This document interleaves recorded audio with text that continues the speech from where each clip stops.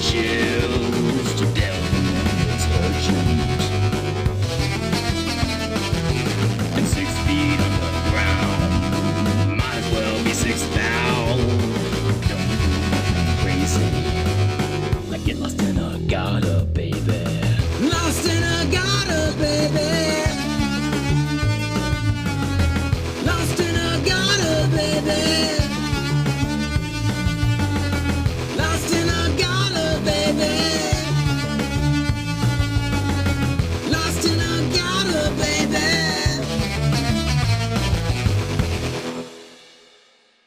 All right, everybody, what's up? Can you guys hear me all right or what? My mic is acting kind of funny. Regardless, I am Jason Hobbs, and welcome to the Gamerhood. So, this is kind of funny because Lost in a gutter, baby. because I had some plans. It looks like we got some people in the old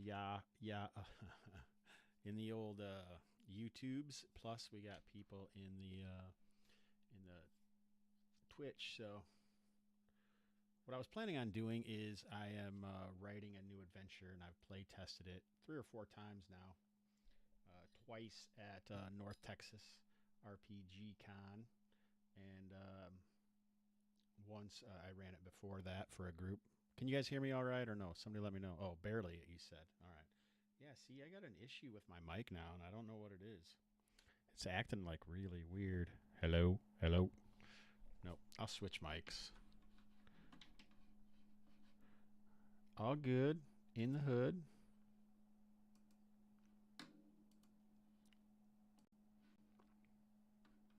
All right, how's that? Is that better?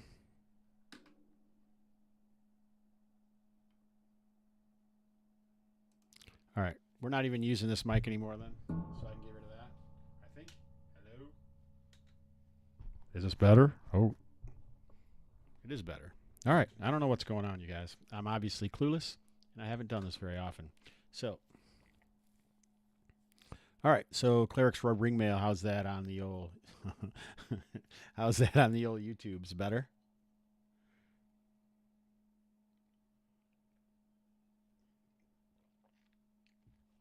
I don't know why, but I switched it to a different mic, I thought, and then it came back. So I don't know what's going on. I did some adjustments on my sound, and I thought that would help, but I don't know. Maybe it seems like it broke something, but we'll see, I guess.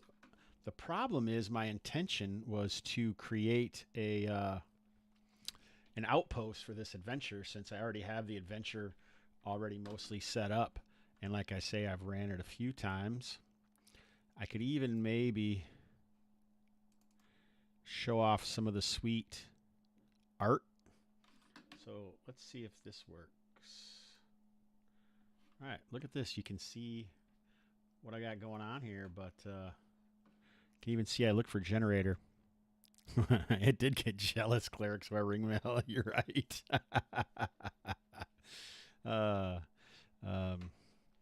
So while I'm acting like I'm trying to find something, I will. I'm waiting for Goblin Scribe to find the generator for me, or ask someone in the Discord on Pickpocket Press or the Low Fantasy Gaming. Where in the heck is the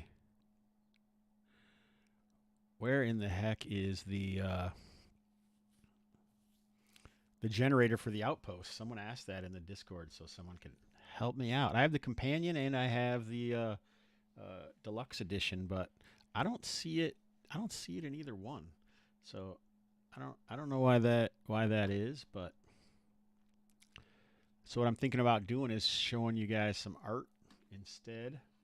See if I can figure out how to do that. So my artist I found, very fortunately, in the Hobbs and Friends Discord. He's none other than James Richards, who plays in my Kalmata games. So that's pretty awesome when you find somebody who can do cartography and art in a situation like that.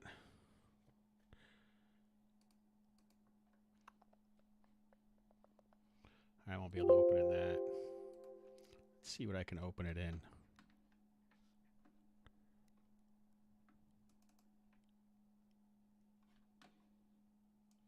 So we'll grab this art for you. Sometimes I have no idea what I'm doing, believe it or not. But it was worth it just to be able to get on here and talk to you guys, even if I look like I got no idea what I'm doing. And I will always answer questions. We could turn it into an AMA until I find what I'm looking for.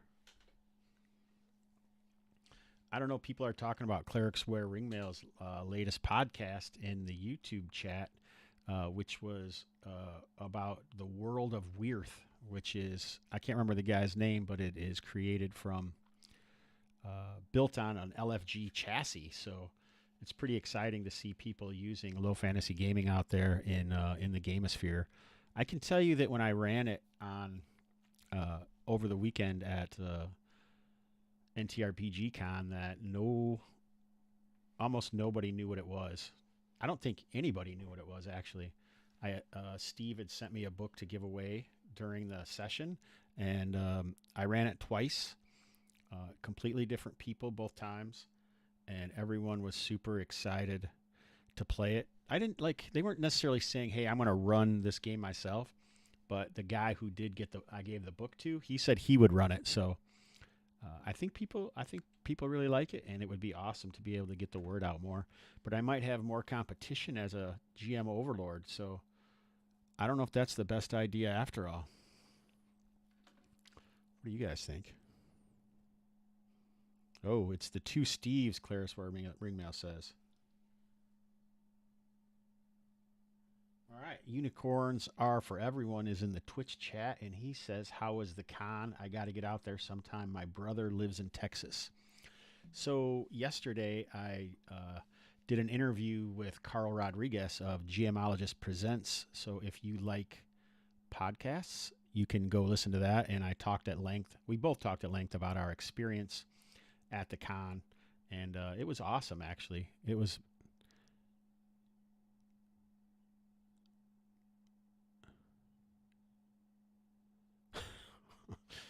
I really enjoyed it. I would say anyone who likes gaming, and maybe specifically old school gaming, you're going to love North Texas Con. The guy who ran it unfortunately passed away last year after North Texas, so we weren't even sure we were going to have one. All right, so supposedly my man Brad O found the Outpost Builder, which I swear to you guys, I just used something in the deluxe book. I mean, I can remember doing it multiple times. That's how I've built like almost all the outposts that I've used in low fantasy gaming, actually. So what do you guys think of the colors on this thing? This is my second ever Bygone Exhumations, and I'm really proud of these colors. And we might add that this background is by none other than Clerics Wear Ringmail. So that's the only reason that Steve number 2 might not be as cool as me, CWR, is because he doesn't use your background for his streams.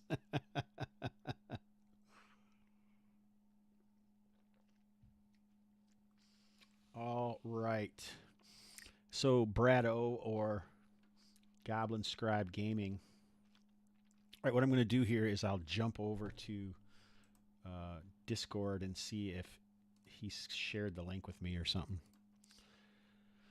Until then, does anyone have any other questions? I guess I could talk about my con experience a little more. I ran Low Fantasy Gaming twice. Both times were play tests for... oh, geez. Discord had an update too? Both times were for... Oh, here we go. All right, I got some messages.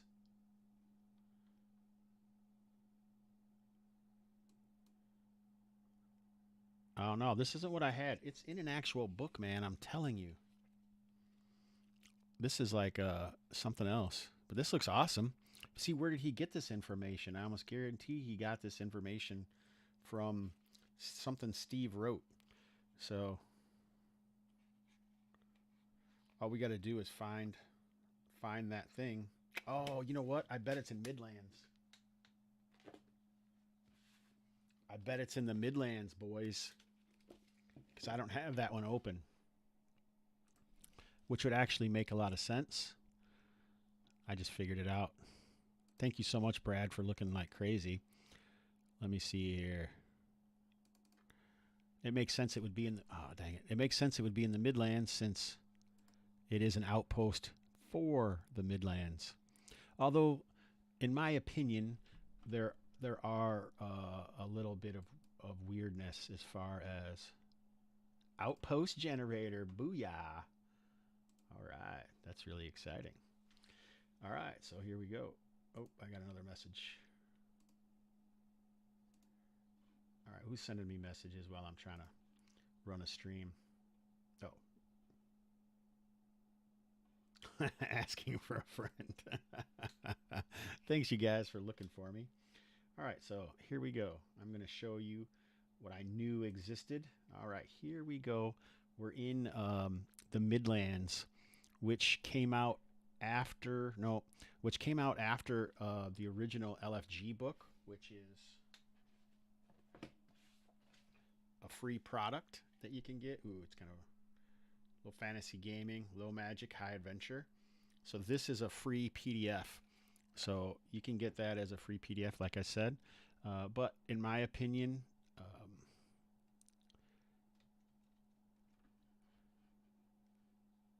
let me get back to this. Oh, there's lots of chat. Gorgeous, that's right. Oh, YouTube blew up. Why do you say that? It's still rolling for me. Because there's 4 people there? Someone actually liked it once. I don't know what to do about all that. But, all right. So I actually found the Outpost generator. So what I'm going to do is, welcome to the chat anyway. Clerics Wear Ringmail in Twitch. So what I'm going to do is, like I said, create an Outpost generator, but I want to answer the questions that someone ran. Brado asked, what's your favorite con that you ran LFG at? Interesting. So let me see. I ran it in Minneapolis at the convention earlier this year. I ran... I don't even remember what I ran. I don't think it was... Oh, I know. It was the hex crawl that I'm writing for the Surat Jungle, which actually the Cinerarium of the Sin Eater is in that hex crawl. And Clerics Wear Ringmail in the chat actually played in the game where that originally showed up. Although I don't think he made any of the sessions where they actually delved down into the Cinerarium. Hopefully Clerics Wear Ringmail could clear that up for us if he wanted to. Can you guys read the Outpost generator at all, or do I need to make it bigger?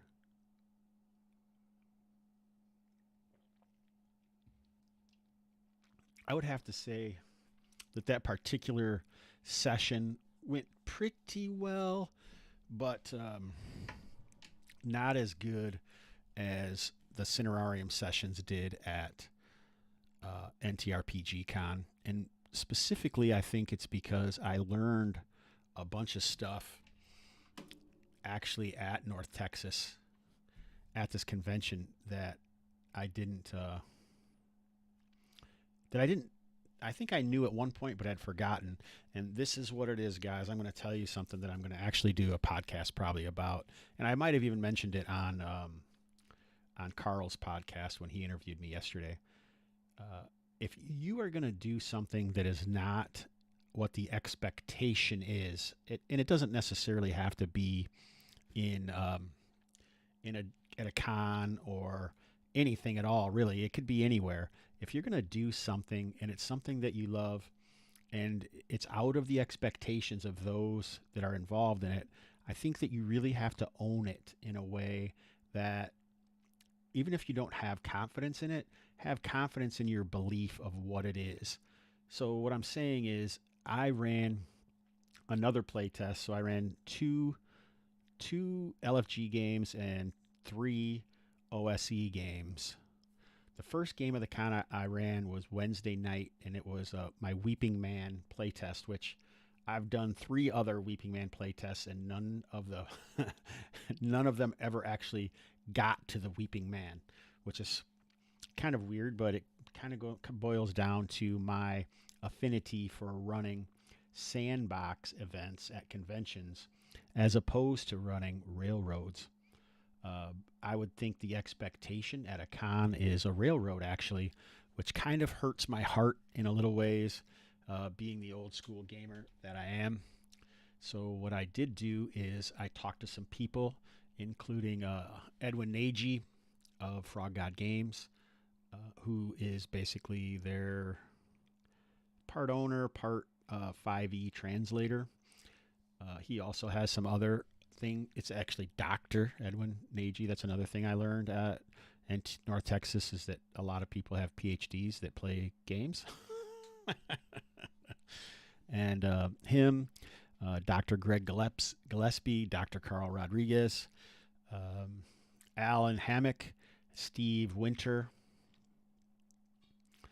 Glenn Cook, John Clements, Frank Brooks. Over a couple days there, I had a lot of conversations. I was calling Dr. Love, but he wasn't there.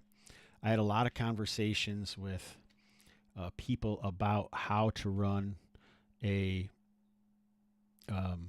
sandbox type session. Dr. Goodhead, what are you guys even talking about out there? Is this a contest?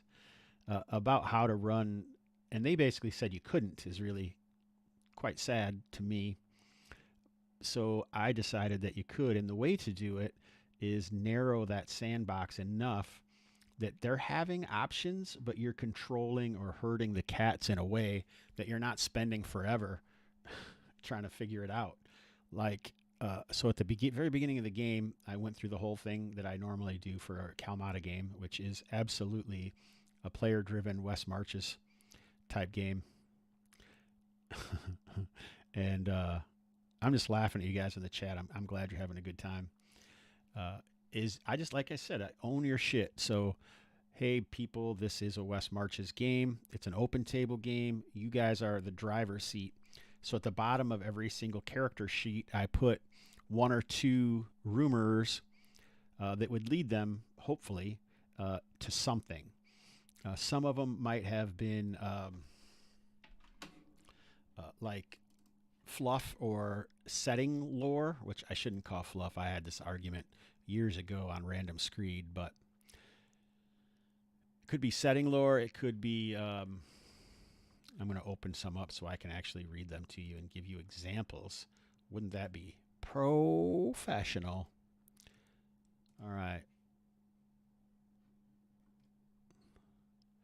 So like I say, I actually went through and added rumors, but some of the character sheets were old because I never know how many character sheets I'm... Doc Holliday. I'll be your Huckleberry, real long shot. I never really know how many characters they're going to go through because the death rate is pretty high. The mortality rate, 80% according to TJ Drennan. All right, so here's some of the rumors that I was using. A hidden trove of treasure can be found in the burial chamber in the northwestern area of the Obsidian Mounds. Do not meddle with the cairns.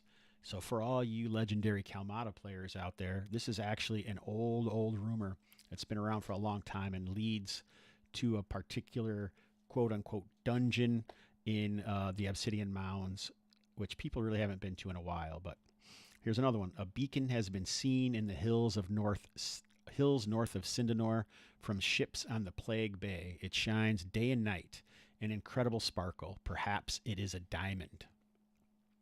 Now that's a new one, and that came from, I created that rumor for BSerCon, and they didn't use it. So, but anything that I add, I usually keep because that's the way the continuity works. And it's all persistent. the play is persistent and the setting is persistent in Kalmata.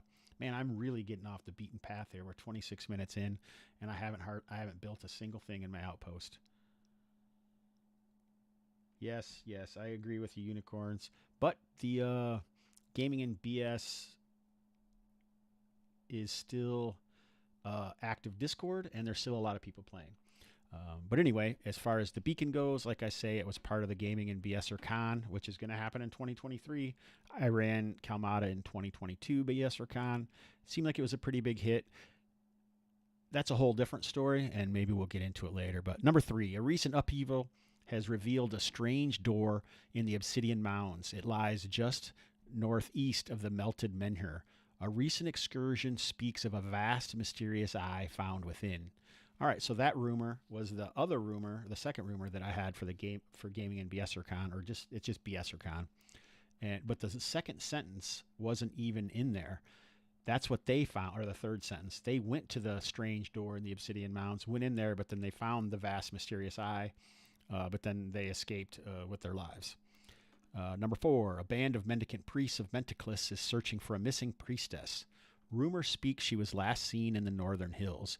They will pay 50 gold piece for finding her or her remains. So this reminds me of 2 things in Kalmata. Number 1, the first sentence, the missing priestess of Menticlis, was actually a character played by Frank Brooks, who disappeared at Gaming and BS, not at Gaming BS, but Gamehole Con when he played there. He actually played 2 different priestesses of Menticles. And I just thought if they were losing all these priestesses in Kalmata, it would make some sense that they would send some people to look for her. So I've added this rumor, but no one has returned to that location.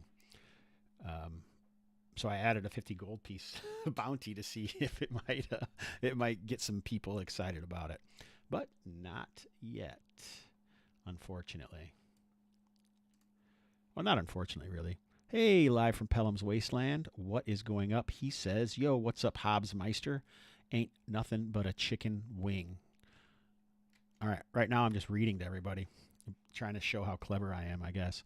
Number 5, Vikar Vija is more affable to sweet-tongued boys than men or the female persuasion.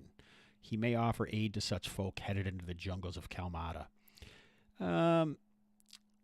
Upon reflection, that might be kind of a weird one, but like I say, own it. It's not a strange thing. It's just, it is what it is. So that should be okay. But someone who has a better knowledge of political correctness might be able to tell me the way I should write that, or maybe just get rid of it entirely. I don't know. A funny thing about Vikar Visa, I have been playing him as a PC in games, in the Gaming and BS. Someone is running an OSE. I don't know what the premise of it is, but one of the guys over there was running an OSE, West Marches type game. So I made Vikar Visa, who is based off of James Earl Jones' character in the original Conan movie in his early days. All right. I have all these things to say about this. All right, next, on to number 6. 8 pillars of milky stone with no markings, 40 to 50 feet tall, aligned northwest to southeast with the columns towards the southeast, is a mound or dolmen covered in foliage. Small charms and talismans made of vines and roots lay at the base of the pillars, possible local worship or reverence.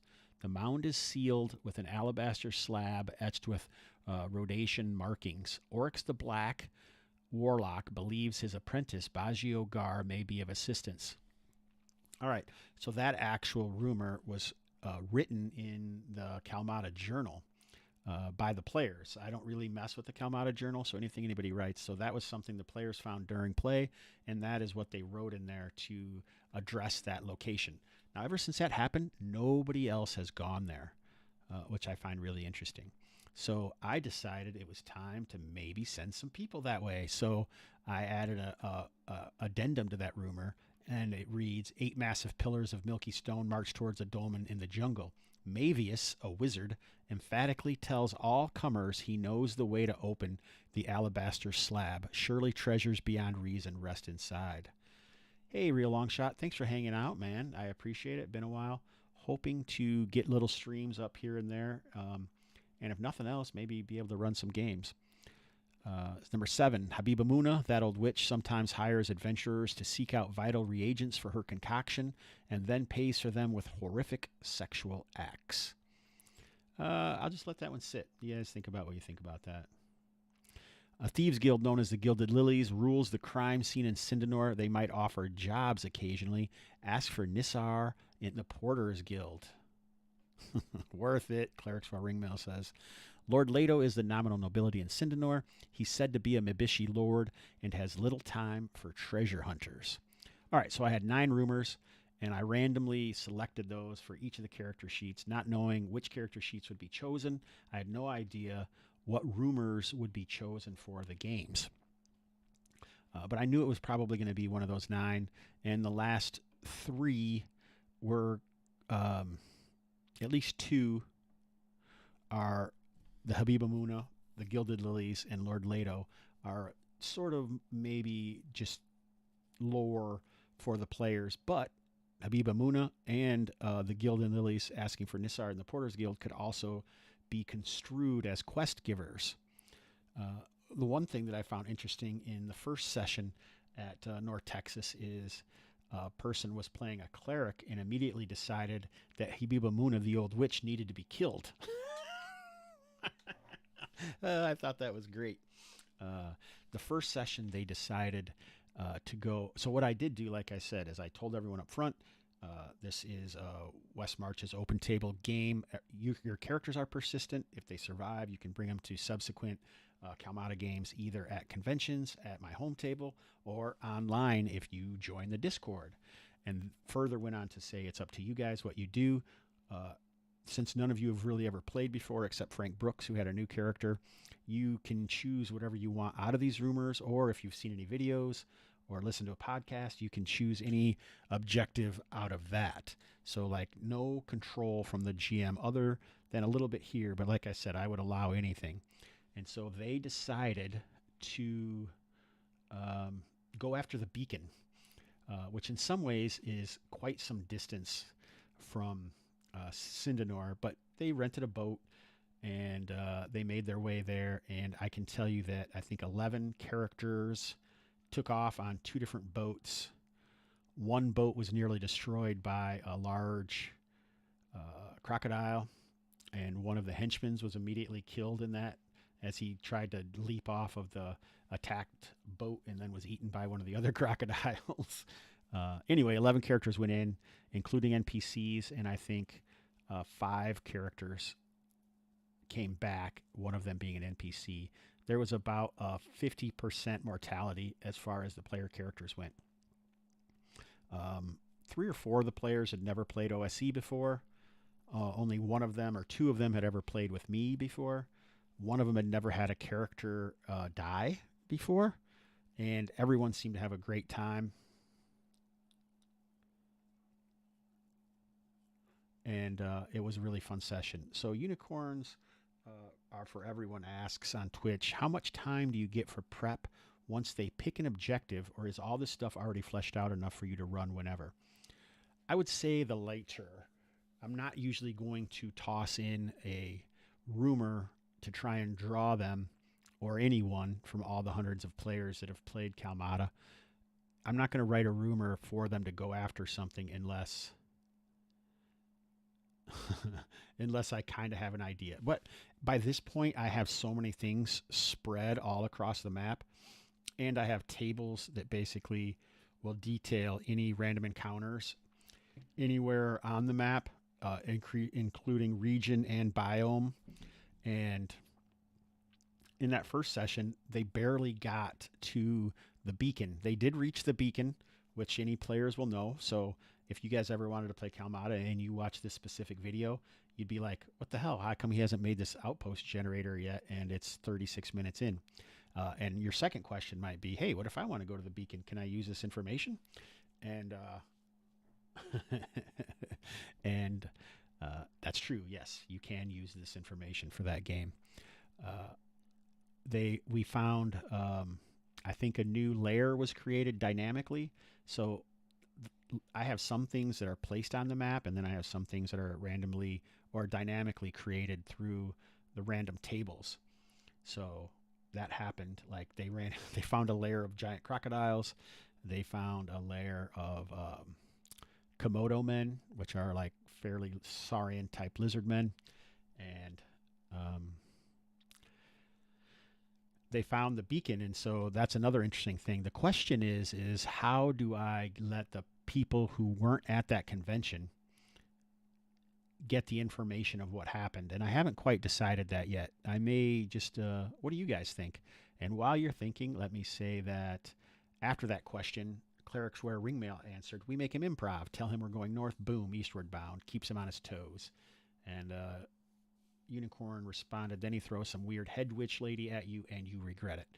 I can't say that I've never done things like that, but not usually. I mean, I usually try to keep it within the system that I created ahead of time, because I feel like that would kind of be the opposite of quantum ogring if I'm just making you fight stuff or whatever. That just doesn't seem fair, and I like to be a neutral arbiter. It may not seem like it, but that's the intention. The second game, they actually followed this Mavius character into the jungle to the Rodashan pillars, which was awesome. We found out that, yeah, I don't use Schrodinger's troll either. I don't know if I've ever used a troll. That's something I got to do. Speaking of trolls, look at this guy. This was my worst purchase at North Texas, by the way. They have battle maps for every single table at North Texas, and you can get the wet or dry erase marker. And if I'm gonna have a battle map, I felt like I should have some miniatures, and so this guy had a handful of like hero clicks and plastic miniatures at the table, and they said $2 each, and I'm like, all right, I'm gonna take these. And then I gave them to him, and then he's like, oh, well, this is 2, this is 2, this is 15, this is 15. And then I bought $50 worth of $5 worth of hero clicks type miniatures. But I got to use them all weekend long. We'll just say live and learn from that situation. Yeah. Anyway, I think I have. Does anyone else have any other questions about North Texas before we actually jump in to building an outpost in low fantasy gaming? You know what I don't have is I don't have a place to actually write what I've learned, what we're keeping track of. I was gonna do this though. I was gonna give you this other thing here. Let's see if I can do that quick. All right, what I'm going to do is change to just me talking. Hello, everyone. Look at this, Low Fantasy Gaming. That's the companion book up there, which personally I don't use a ton, but I think I would use it more if I was running a different style of game. I guess. There's nothing wrong with it, and I mean, I love it. I'm super glad that I have it, but... I don't know what that means exactly, but there you go. All right, I'm looking at... I need to find... Gillespie was there, and he was play testing that adventure, but he did not have it. He ran some stuff in it, I know that. I think he ran one game. He was scheduled to run 2, but actually made a slight mistake and thought his game was on Saturday, Sunday or Friday, Saturday, as opposed to Thursday, Friday, which is probably the one issue that I would say I would prefer if they did it a slightly different way. Add new source instead. Images. I better rename it something else. Photo images. So yeah, he was there, but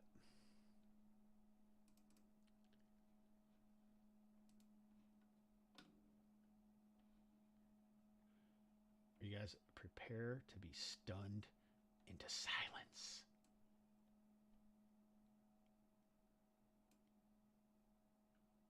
Prepare yourselves for fantastic you.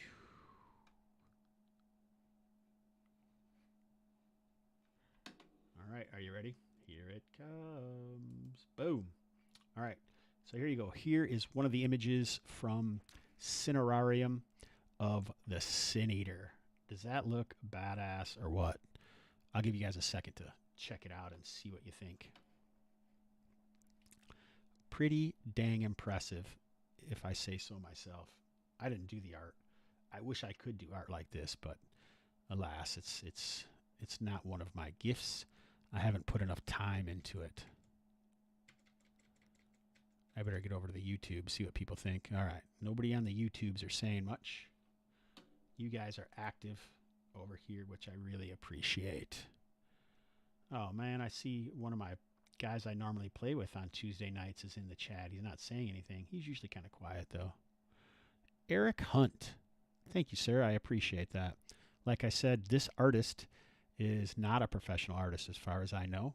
He is actually one of the Hobbs goblins, or a neighbor in the gamerhood who is just doing this art for me. He's also doing some maps. So pretty flipping awesome. I'm super excited about it. I don't have all the maps in here because I was looking at them while I was, but I think, here you go. This will be a good one.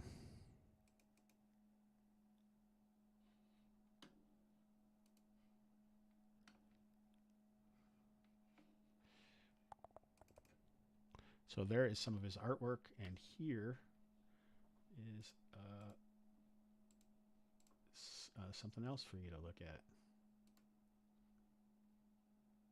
Oops, that's not it. That's not it.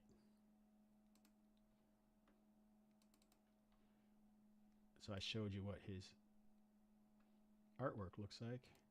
Here's a map.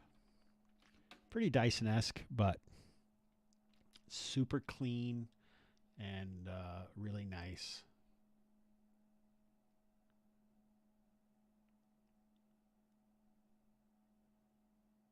Yeah, I agree with you, Unicorn. The artwork is amazing, and it definitely could be in a published product. And guess what? It's gonna be this guy's. So yeah, I'm pretty excited about it. And this is just barely the very tip of the iceberg as far as that goes. So pretty cool stuff. All right. So did you guys say you could see? You could see what we're dishing out here as far as this goes. You guys can see this. I'm going to dip over here, get into my Google Docs so I can do some typing. Yeah, you guys can see that page. All right, good. I need to open up a Google Doc here so we can get into it. Oh, that's not working. That's not it. There we go. Here we're back in Drive. We'll get into low fantasy gaming so I can find it. All right. So talking about previously, and you guys are wondering how I ever got there. I'm not sure myself, but I had decided, I was just going to own the idea of running West Marches or a sandbox style game at a con, but I did not do that for the Cinerarium. In fact, I purposely took a lot of the sandbox elements out and instilled instead a straight kind of railroad. It's not a railroad adventure in any sense of the word, but I did start the adventure straight on. Oh, hey, Clerics Wear Ringmail. Thanks for being here. It was awesome to see you. And thanks for chatting. And I did see Trevlin Hart spoke up. So he's playing a game. I wonder if he stopped in at OSE Aired at the switch over to Fantasy Grounds. So I'd be curious to hear that if he did. So anyway, I decided to start the adventure straight at the Mima Mounds, where the blight is happening from the Sin Eater, and that worked great. It started them there, and we got finished in 3 hours. Both sessions were done in 3 hours, and that is exactly what I was looking for. And I got a lot of great feedback on that. But on this Sunday, I'm actually going to play test the adventure again, but I have 9 hours to run it. And that is a whole different story. I mean, I don't have enough content for 9 hours. So what I'm planning to do tonight is put a little area, an outpost in the Surat jungle that is being affected. Oops, sorry guys. We got someone who wants into the session here. Here we go. Cleo. Cleo wants in. All right. Welcome to the session, Cleo. So guys, what I want to do is add an outpost to the adventure. So give a little urban excitement, or rural, I guess. What's a small town called if you're just adventuring in a small town? Naming it urban seems a little weird, but whatever. All right, so this is the outpost generator. You can find it in the Midlands book, page 112.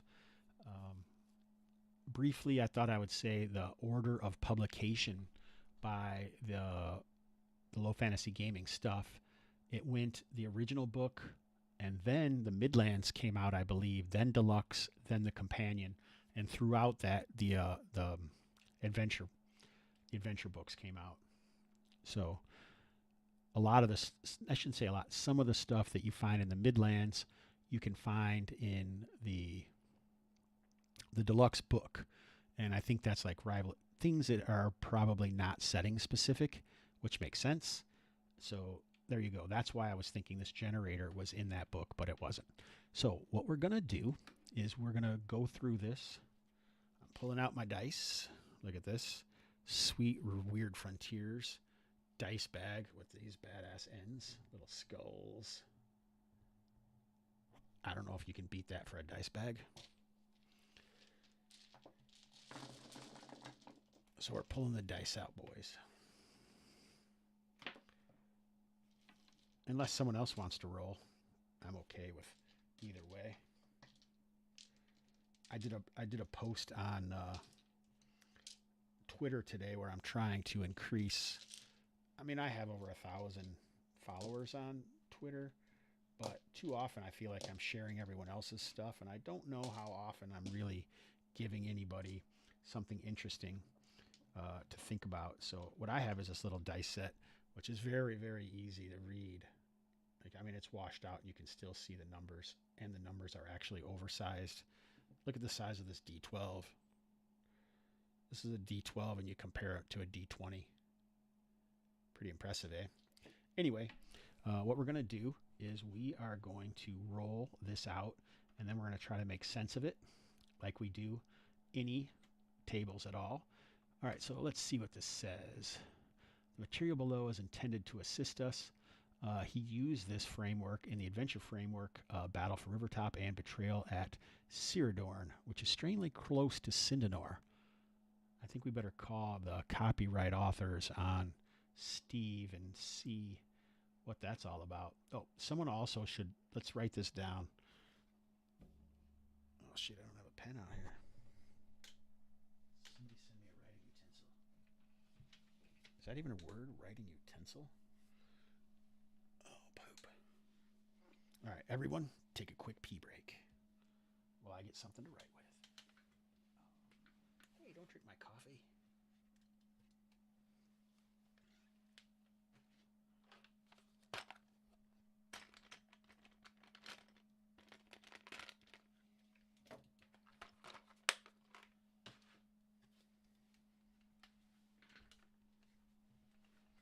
Oh, almost fell out of my chair. All right, you can come back now, Clee.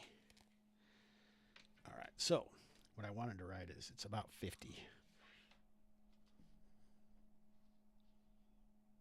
50 minutes in, we're actually doing the outpost part.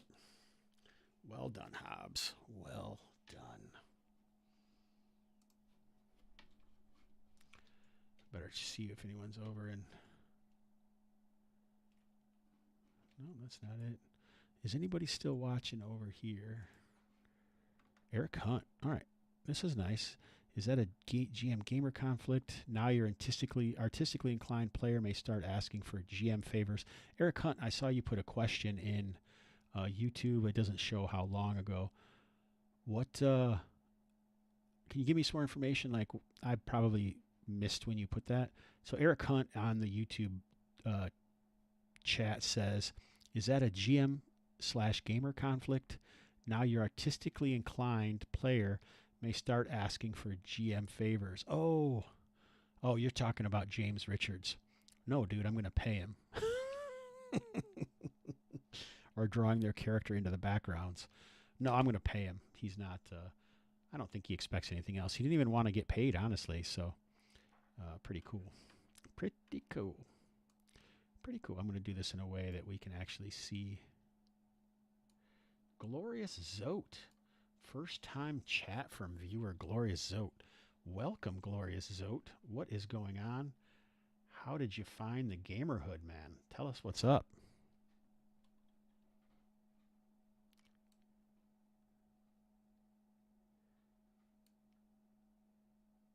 A month ago, Krupp the Dreamer followed. He definitely must be a Malazan guy. Anyway, Glorious Zote, love to hear from you. Eric Hunt, I hope that answered your question. All right, like I said, 3 minutes later. Back to this. All right, size and age. Outposts are temporary in nature, enduring only as long as a natural resource found in them lasts, and any surrounding threats can be held at bay. An outpost typically has 2 D100 plus 150 residents within its walls. All right, so Glorious Zote was scrolling through the TTRPG section, and it's 4 a.m. for him. Where you at, Zote? Feel free to follow up, brother, if you so desire. Right now we're talking about low fantasy gaming, and I'm building an outpost for soon-to-be published adventure, if you want to know what's up. Oh, he's in Belgium. Well, thanks, man. Thanks for stopping by. I hope you have a good time while you're here. Feel free to chat it up and talk about whatever suits your fancy. All right, so we have 2D100 plus 150 residents. So I'm going to roll 2D100. Man, it would be cool if I had some dice that would just like flow across there and show you. I should take my other camera and tilt it at my dice tray. All right, first roll. 28. 28, people. B28. It's like we're playing bingo. Next roll. 57. 28 and 57 is what? 85. Plus 150 would be 235 residents. All right, so according to that roll, we got 235 residents. So I was planning on having this be probably some kind of village, likely from Melek or the Argosans. This is all taking place in the Midlands. So if you want to know what we're talking about, this is the book. You can see it on Drive-Thru RPG. You can get a print copy from Lulu. It's from Pickpocket Press, Steve Grodzicki. Check this out. On the back, it doesn't even say Pickpocket Press. It just says S.J. Grodzicki. What do you guys think Steve's middle name is? Jesus? Steve Jesus Grodzicki? I don't know. Inquiring minds. Oh, Glorious Zote. If you don't play D&D, what do you play, sir? This isn't actually a D&D game. This game is actually called Low Fantasy Gaming. That's the name of the game, which is kind of weird. We won't go into hardly what's all up with that, but there you go. An outpost is generally D8 years old. I'm just going right. Oh, wait, we should do this. This number includes 20% full-time guards, although all occupants are expected to fight on the walls if necessary. All right, 20%. Oh, hey, this is what we're doing, man. We're world building right now. So Glorious Zote says he came in scrolling through the TTRPG section. It's 4 a.m. in Belgium for him. He's not familiar with many settings, and he doesn't play D&D, hardly know some of that stuff, and he doesn't play tabletop role-playing games at all. He just joins in on world building and other kinds of similar streams. So this is actually a world building stream, really. So that's pretty cool. So 20% of 235 would be what? About 47. So they have four. This is actually a pretty large settlement, way larger than I expected. So we got 235 residents, approximately 47 of them are guards. The outpost is generally D8 years old, which this could tell us a lot of information right here. All right, a 3. So it's only 3 years old. On a natural 8, we're supposed to roll again and accumulate the population by another D100 plus 100. There are very few outposts that last more than a decade, usually because the natural resource founding them is exhausted or the settlement is overcome by scorn, thule, disease, or other dangers.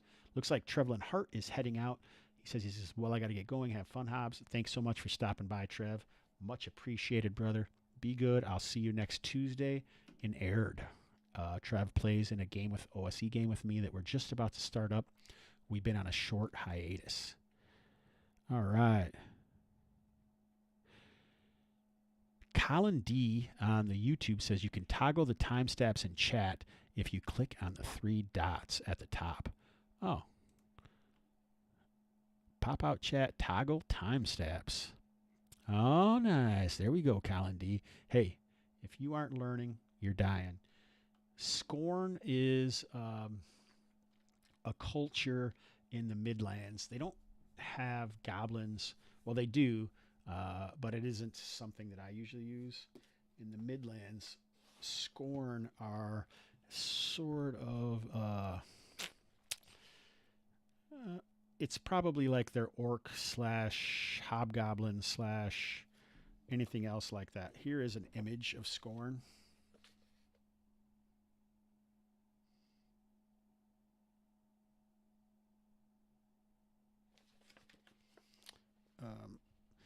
Scorn, also known as half-men or beastmen, are heavy-set, pink-skinned proto-humans, often scarred and heavily sunburnt. They would be 7 feet tall, but for their stooping stature with small eyes, flat faces, and rudimentary ear holes. Scorn are dull-witted cannibals, more beast than man, raiding outposts and caravans from nearby wildlands. They live to eat, breed, and fight, inevitably bringing them into conflict with their neighbors. Thank you, Colin D, for that information. Welcome, buddy. I'm not sure if I know who you are, but I super appreciate if it said Colin G, I would think it was somebody else, but good to have you here, man. Awesome. We got like 7 viewers on Twitch and 5 viewers on the old YouTubes. It's pretty fun when the restream actually works. Hope that answered your question, Glorious Zote. All right, back to the building. All right, all outposts have a dominant authority responsible for day-to-day governance and ensuring the outpost's primary objective is being achieved. Roll 1d10 twice and consult the following table for example overseers. All right, so one of the secrets that I use is when I have a table like this that there's two columns, sometimes I'll give myself options. So like I'll show you, I'll give you an example. All right, so I'm rolling the dice. All right, so I got a 9 and a 3. So 9 would be other, explorer, researcher. Ooh, that seems interesting. What do you guys think of that? And then the 3 would be respected. So if I do it straight up, it would be a respected other, meaning an explorer or researcher are the overseers. Interesting. Or sometimes, like, I could switch it the other way and then use the 3 on the soldier and then the 9 on the trait, which makes him ruthless. All right, poll, people. Here comes the poll. All right, do we want an explorer? Basically, this is the overseer of our outpost.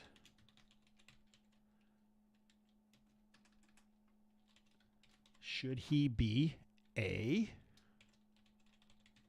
explorer / researcher respected, or B, a ruthless soldier? And maybe we don't know. Maybe we don't know until we get some more information. So I'm going to put the same thing. Explorer, researcher, who is respected. Or is the overseer a soldier ruthless? So we're interpreting the answers like some kind of seer. The primary objective. So what is this outpost for? Whilst the inhabitants will have a range of personal reasons for being at the outpost, the settlement itself will have a primary purpose that brought it into being. Some examples might include: roll a d6. 1. Mining, stone, iron, silver, gold, etc. 2. Logging. 3. Harvesting rare herbalism ingredients. 4. A temporary neutral ground trading opportunity with otherwise hostile Thule. I mean, that could be anything. Staging point for expeditions into new lands or a recently discovered ruin. Or 6. A military post to reinforce borderlands against encroaching Scorn, Thule, etc. All right, so I'm going to roll a d6. Hey, you guys, give me some votes. What do you guys think, A or B, on the overseer of the outpost? 5. Staging point for expeditions into new lands or a recently discovered ruin.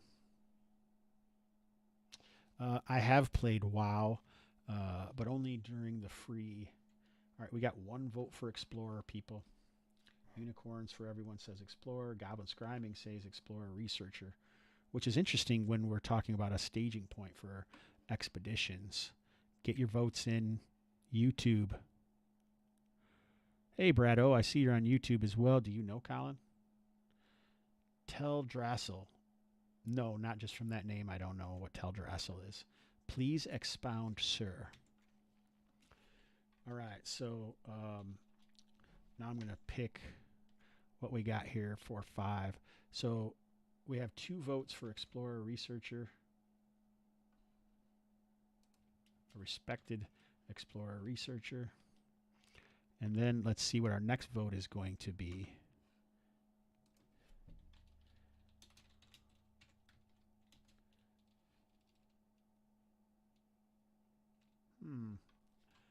Is that like a starting point for Night Elves?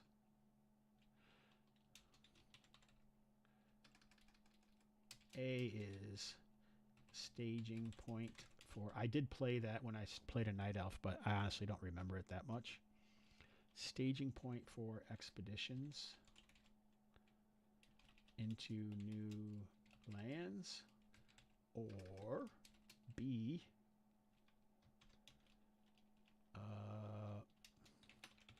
recently discovered ruin. Whoa. I didn't know B was going to do that. That's our next vote. So get your votes in, people. YouTubers, get your votes in. Oh, Colin, I didn't know you're Coco. Oh, maybe it's Coco, I see. So YouTubers, get your votes in. Eric Hunt, I'm talking to you. Which is Eric Thomas Hunt, which is also old. All right, we got Goblin Scribe Gaming saying recently discovered ruin. My question is what kind of faction can send 235 residents to a recently discovered ruin?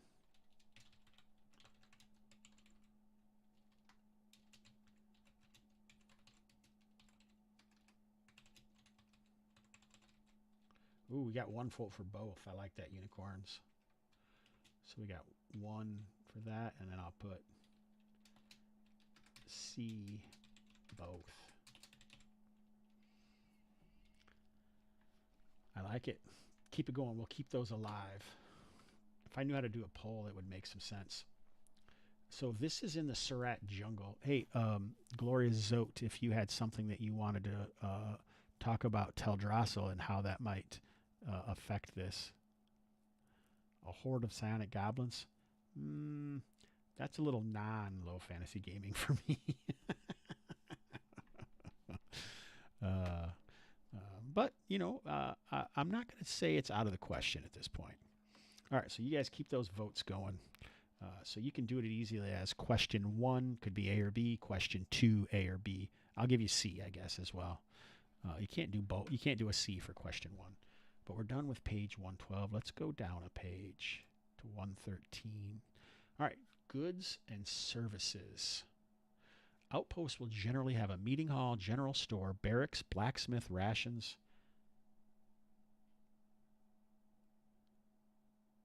Well, share away, Glorious Zote. We love to hear what people think. All right. Hunters and growers market. Many residents will hunt or grow food. Domiciles and buildings. Workers related to the outpost objective. Note also the gear availability rules on page 42. All right, so we're going to do another section, gear availability. We already know that it's 3 years old. And I mean, let's see, 3 years old, we're next to a jungle. Do you guys think most of the buildings would be wood, or would there be stone buildings at that point? And what about the walls? I'm kind of picturing maybe just some wooden walls, but let's see what our other, at the GM's discretion, up to 2d6 other goods and services might also be available. So let's roll 2d6. See what we got here. Why not, right? GM's discretion. All right, 2d6. Here we go. Let's go. Ooh, 8. Wow, this could be a big thing. Why don't you guys roll some d20s out there and give me some numbers?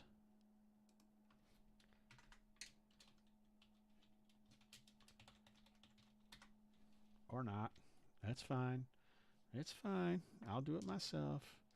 All right. I got some dice rolling. Remnants of a stone ruin with new portions built up with wood by new inhabitants. All right. That's nice, Unicorn. Let me toss that in.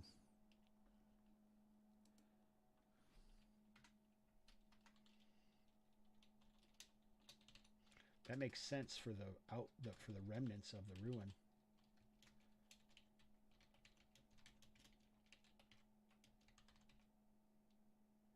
I don't know if you can roll in Twitch or not. I bet you that I could add something that would let you roll in Twitch. Remnants of a stone ruin with new... This makes me think of, geez, what was that Viking game where you went around and built stuff? It wasn't really a Viking game, but sort of.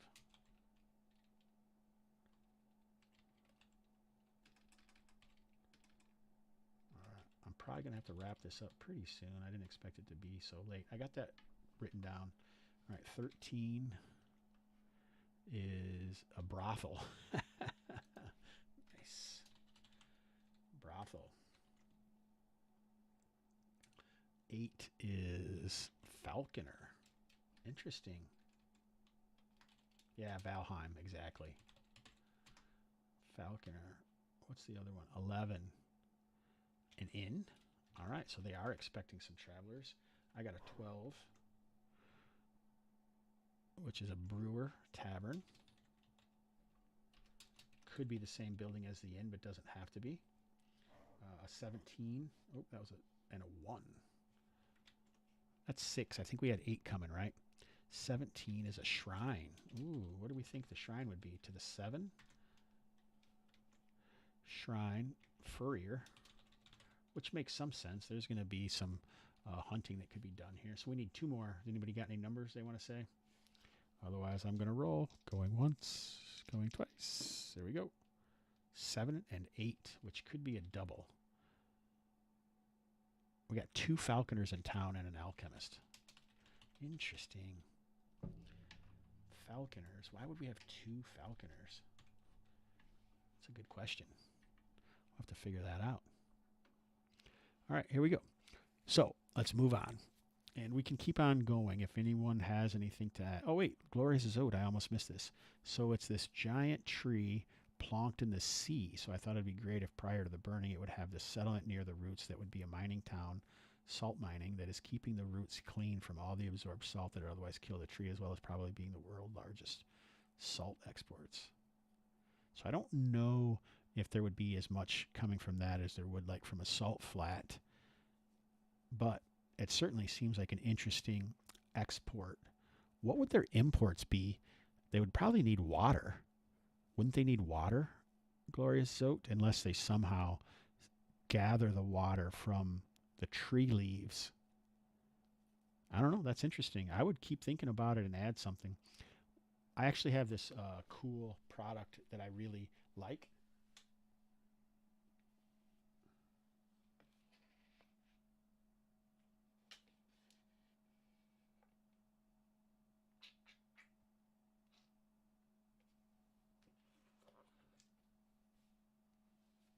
But I don't see it. It's called Beneath the Missing Sea by Soul Muppet Publishing. And does druids mean they can make their own water or something? The Beneath the Missing Sea is actually like a picture, like the Red Sea being sucked up and gone, and so all you can see everything that's underneath there, and then the adventure is to try and figure out what happened to the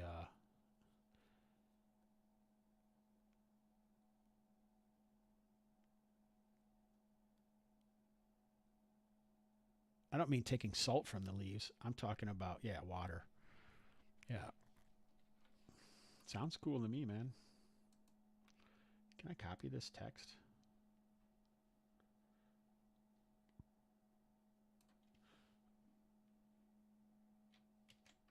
So,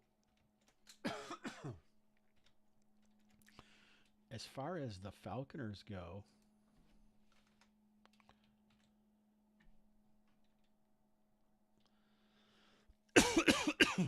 maybe they're using the falcons for something,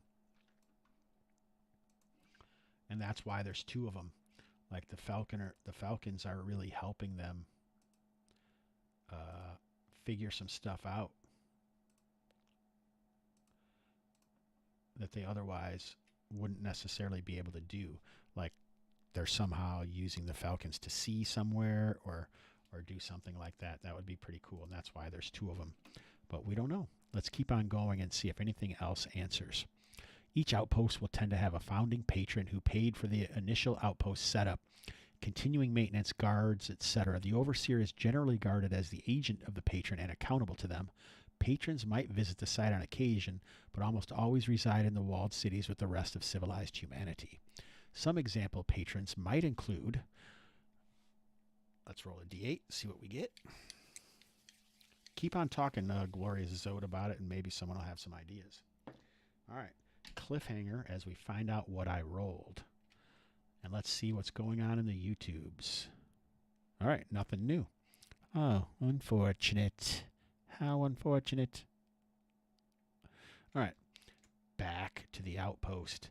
All right, so I rolled a 2. So that means our patron for this outpost is a noble family, which kind of makes sense, right? If it's going to be a respected explorer, to me it seems like it would make sense that it would be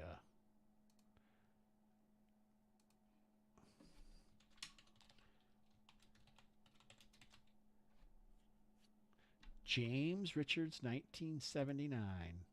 So this is who I was showing the imagery off earlier, guys.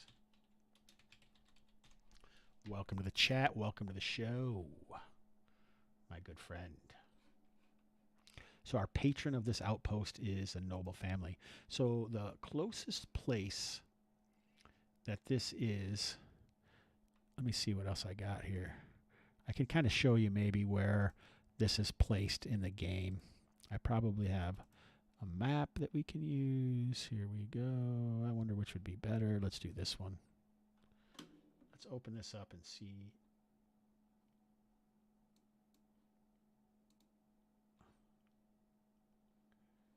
There you go, James. There's one of your maps I was showing off.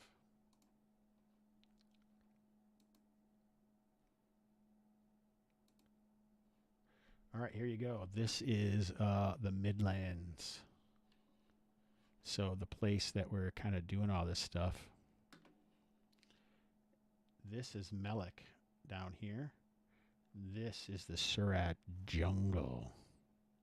So this outpost and each of these little things on the bottom here, these little lines are 10 miles. So you're talking from here somewhere into this area is how far it is. Is there a way to, yeah, okay. Let's bring this down a little bit. Oh, there's like a little, see, I never saw on this map, there's like some kind of little building there or something. There are some mountains and stuff. So I was kind of picturing the area to be in this area here.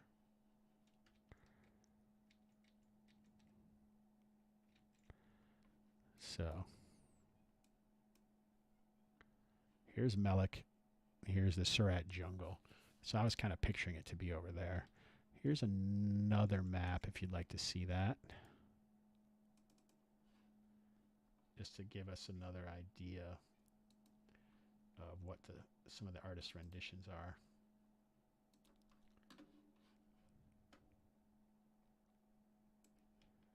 So here's Melek down here. You can see on this map the Surat jungle is flippin' massive compared to the other one, which I like. I like the concept of it being different like that. So I kind of pictured it being in this area here, just south of the trackless moors. In fact, one of the seas that I was considering would probably be here. So this area is kind of what it would be, but it doesn't have to be. We could put this anywhere we want to, really. This looks cool. Look at this. There's like a giant snakehead right here. What is up with that? You never know what you're going to see in these crazy-ass maps. This is an awesome map, though. It was done in 2019. And each hex is 20 miles, I believe. I thought, yeah, right here. 20 miles. So we're talking 1, 2, 3, 60 miles in over here from Melek and into the jungle is where this outpost is. How long would it take a wagon to get here? So whatever they're hauling, that is a long-ass ways, boys and girls, whoever's watching. So just to give you some more insight. All right, where am I at? There we go. All right, so as we said, we got a noble house or a noble family is responsible for this. So what noble family is it? Is it a Nadician noble family, or is it an Argosan noble family, or is it a noble family from somewhere else? That's kind of the question, which I don't think this asks. So let's see what the outpost complication is, and it might help answer this question. So complications. Every outpost has at least one complication, something is causing problems or otherwise making life interesting for the Outlanders, besides the usual external threats. Some examples appear below. All right, so we already know that one of the problems is going to lead adventurers to do some digging into the Cinerarium, right? So we know that one of the issues is being near. Hey, I'm in chat now. What's up, buddy? Welcome.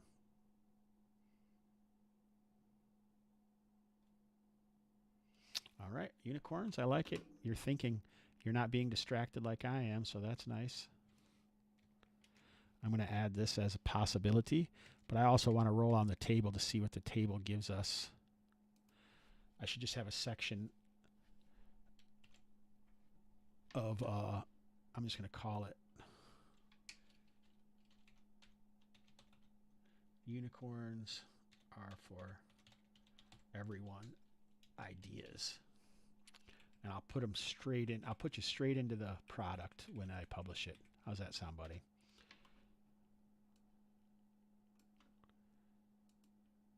I like to share. I like to share it all. Well, we're good to have you. I'm in chat now. It's a pleasure, sir, seeing you. All right, so here we go on the D20 Outpost complications. We got our awesome die. Wow, wow, wow. Here we go. A 13. I'm in chat now. This is for the Cinerarium of the Sin Eater.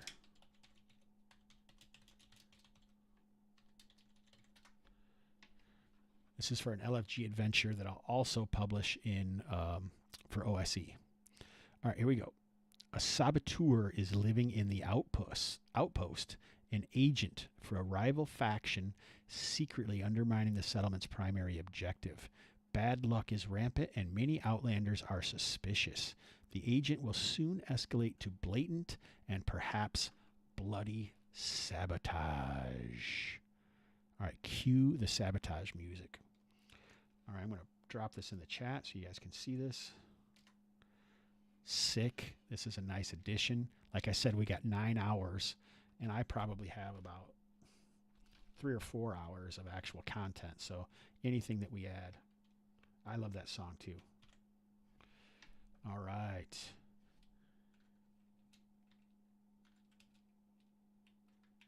What I don't think we actually know yet is what. Did we figure out what it's doing? Oh, yeah. Well, my graphics department is fantastic. And one of the people is here. I also hired Craig Brasco from craigbrasco.com to do the cover. I almost feel like I should let James do the cover, though. I haven't seen what he wants to do with color, but I think he said he likes other things. And also, for those who are really fans of the Gamerhood, I'm going to tell you that I also talked to J.E. Shields about doing some art for the Emergent Empires. And he has agreed to do that. So we have a lot of great things looking up, and as well as Ian McGarty agreed to do some maps and stuff as well. So I don't know if James is going to need a break or what. Everybody's a nobody sometime. I'm in chat now. Don't count yourself down, because we are all who we think we are. It's not all help. I plan to try to pay people, but we'll see. We'll see. So that's a pretty cool thing. We have a saboteur living. We have that's me, man. I'm a philosopher. Let's check in on YouTube chat. All right, nothing new. You YouTubers, you're slacking. You're a Terminator, James Richards. I like to hear it. I like to hear it. I'm pretty sure that Brasco wants to do the Amphisbaean at your picture. That's going to be the cover in color. What we really need is some art for the Sin Eater himself, and maybe some of like the Ash skeletons. I think that should be it. And now we have all this other stuff we're adding with the Outpost and all that. So it seems kind of a weird place to talk about this publication, doesn't it? All right. Anyway, back to the book. All right. I think that's it.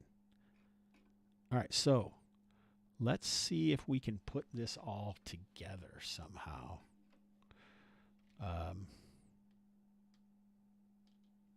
It's not Northgate. It starts in Mellick.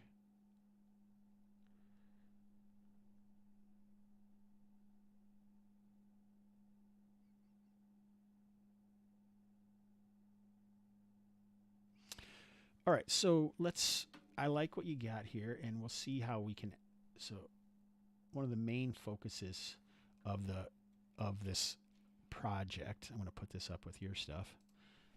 One of the main focuses of this project is to create a place for the players to spend some more time and possibly get more information about the Sin Eater or what's happening, like to give them a focus or a goal on why we're playing this adventure. The adventure, let's see if we can just find like the blurb on what I know about the adventure so far. That might help.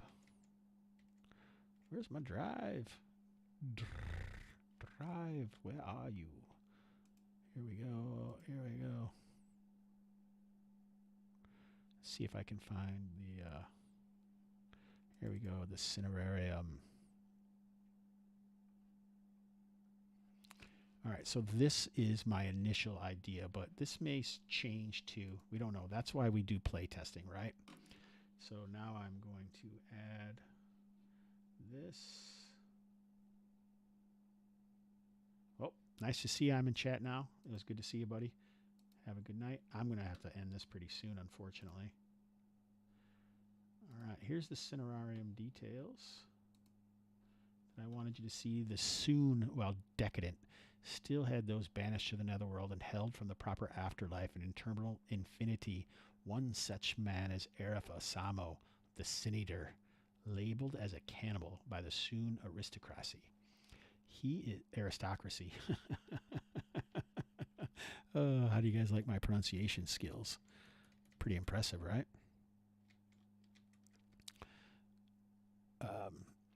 He is entombed at the site of the Mima Mounds, which were once fertile ground, the scourge of Arafasamo's evil. All right, James Richards, thanks for stopping by, buddy. Get back to work on that art. Ravaged the savannah he was entombed in and continued to grow. The Soon and those that followed tried to block the spread with obelisks, and it slowed it, though Arif's evil still infests the mounds.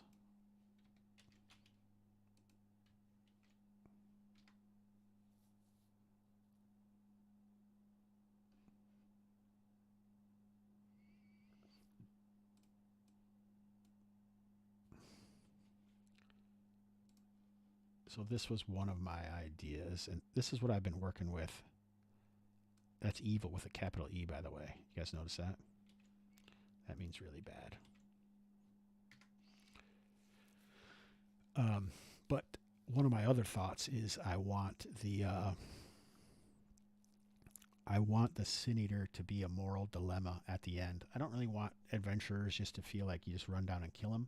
So there's going to be a lot of information dealing with what the Sin Eater was and what he. So it's based on the Sin Eaters of our own historical knowledge. In some cultures, when someone dies, the loved ones, place them in a mortuary or some kind of morgue or some building where the body rests, and then they'll take a plate and put it nearby where the body is. It could be under a shroud, maybe not. And then it has bread on it.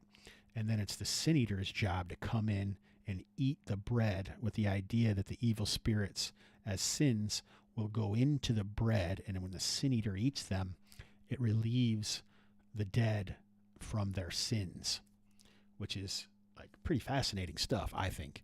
But that's the idea behind what a Sin Eater really is. But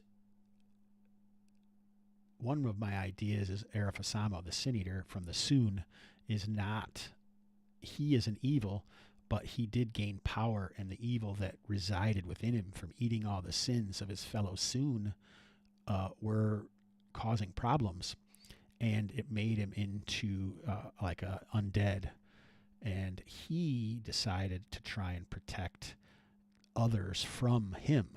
So I definitely had Soon ruins placed all over. So it makes perfect sense that the settlement or this outpost that we're creating would be placed, on an old Soon ruin. So all this stuff is really starting to take effect, and we'll see what happens. But I hope you guys had some fun checking it out. We use these tables. I guess what I should do is maybe come to some sort of conclusion. What do we know? So we know that this is a fairly large settlement with 235 residents. It is controlled by an explorer slash a respected explorer researcher. What did I just get rid of on accident? Nothing. Of a noble family. I don't really know very much about. Hey, thanks, Goblin Scribe Gaming. I'm just trying to wrap this up here. I don't really know much about the noble family. I think they're going to be from Melek. Don't you guys think that's where the closest? So they'll likely be Nadician. But they don't have to be. Here's the noble family sec. So we'll say they're Nadician. And they've brought in this researcher. So he must be like... Yeah, this is perfect. Unicorns are for everyone, because one of my ideas, so Unicorns for Everyone says the Saboteur is a local guide, knows the history of the Sin Eater, trying to keep explorers from releasing him again. And I think what he thinks he knows isn't totally accurate. Like, he doesn't know that the Sin Eater is actually a tragedy. It's a tragic story of a man with more power than he can control, and recognizing that it hurts those around him. So the cult of the Sin Eater helped build this scenarium that his ashes are held in. but he can't. It's no longer working. Like the magic that created it, which I don't want to get into because it might be too much of a spoiler. But so this cult is actually didn't worship him.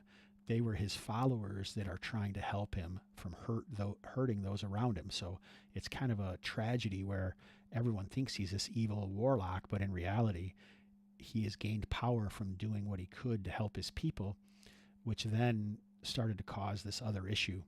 And so the cult has fallen and died away. It's been hundreds of years since they were around, and the magic that was once keeping the evil that the Sin Eater contains beyond his control and beyond his even want, only for doing his job and helping his people, is now starting to blight the savannah and the Mima mounds around him.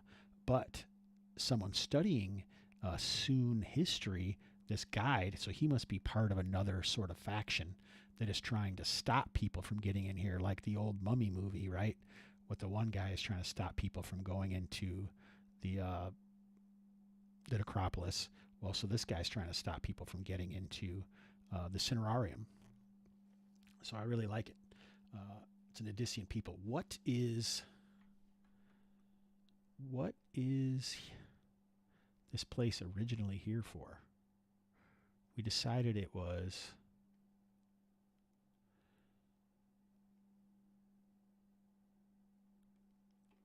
what is the original staging point for an expedition of a recently discovered ruin? So I don't think the ruin is going to be the Cinerarium. I think the ruin is something else. The ruin is to house concubines for the past ruler.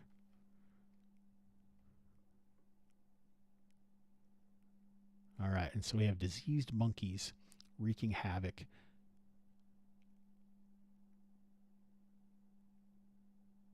Interesting. So we have basically the Cinerarium is outside of what we've built today. So we have a ruin that this outpost has been built. What's the name of the outpost? We got to name this outpost. So it's Nidician, so it's going to have a Roman feel. So I always go to English.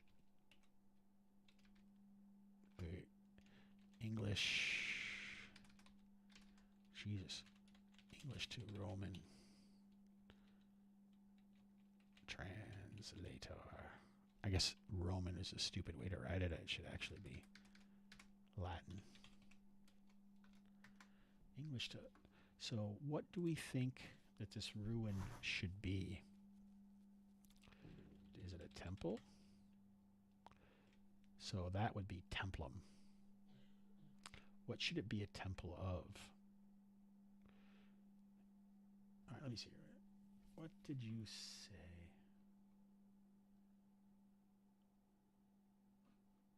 What's the temple of concubines?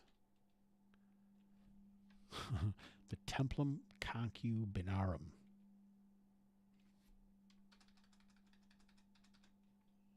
So the Nidicians. No, I like the Harpy Eagles. That's perfect.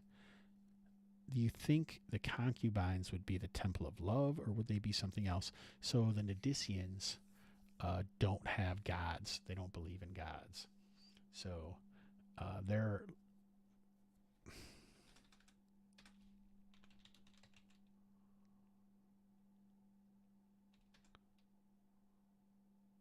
Templum Dei Amasi, Temple of Lost God. What do you guys think?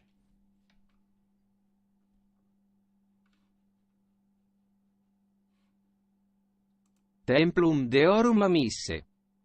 Can you guys hear that? Templum Deorum Amisse.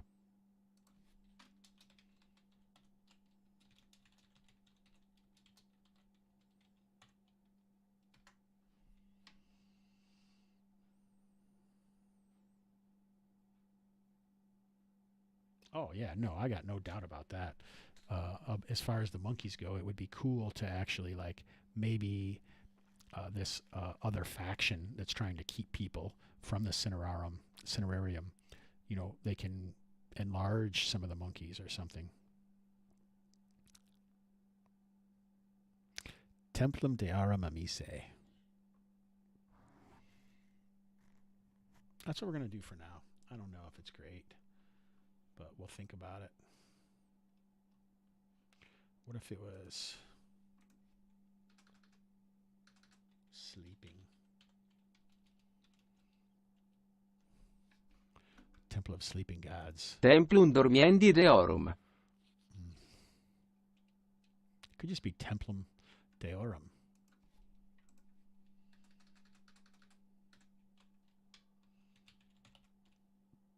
Ooh, I like this. Templum deorum lapsus. Temple of Fallen Gods.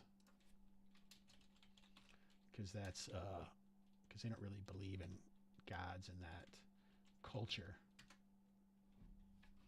So if they were fallen, that makes it perfect, doesn't it?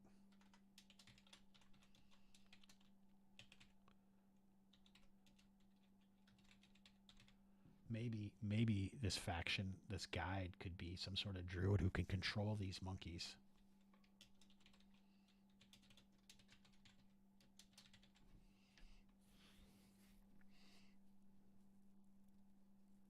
I don't know. All right, it's 9:47. We've been going for a while. My family is ready for me to shut this down, I'm sure. So I would like to say thanks everyone who hung out. It was flipping awesome. I had a great time. And hope to do it again very, very, very soon.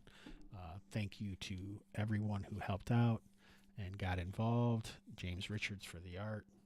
Clerics wear ring mail for being a regular old goofball. Unicorns are for everyone for all of his ideas that we're going to wrap into here. Goblin Scribe Gaming for being a great dude. On Twitch and YouTube, rock out. It's been great. TJ, cue the flippin' music.